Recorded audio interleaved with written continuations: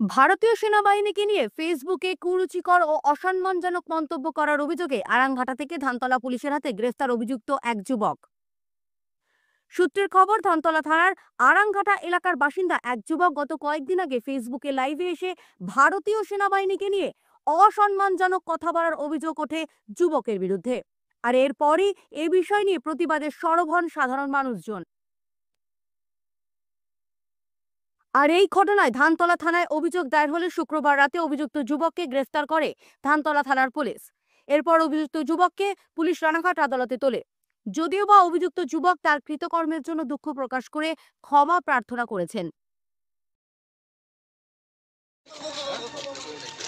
আপনি ফেসবুকে পোস্ট করেছিলেন কেন? ওগুলো অ্যাকচুয়ালি একটা লাইভ ভিডিও ছিল। একজনের সাথে গন্ডগোল চলছিল পার্সোনাল, এবং সে ভীষণভাবে আমাকে ভীষণভাবে গালিগালাজ করছিল। তার পার্টিকুলার একজনকে অ্যান্সার দিতে গিয়ে মুখ ফসকে আমার বেরিয়ে যায়। তার জন্য আমি ক্ষমা চেয়ে ভিডিও করছি সোশ্যাল প্ল্যাটফর্মে, যেহেতু ওটা আমি অন্যায় করেছি এবং আমি মন থেকে সেটা ক্ষমা প্রার্থী। তারপর আমি দুটো ভিডিও করেছি, যেহেতু আমি সোশ্যাল মিডিয়াতে অন্যায় করেছি সেখানে ক্ষমা প্রার্থী ও ক্ষমা ভিডিও করেছি।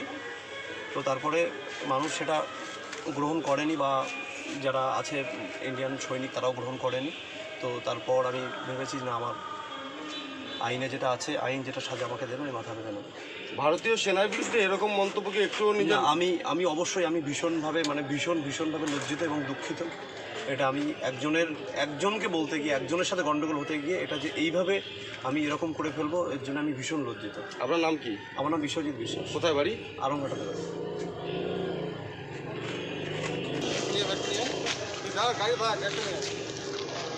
সন্দীপ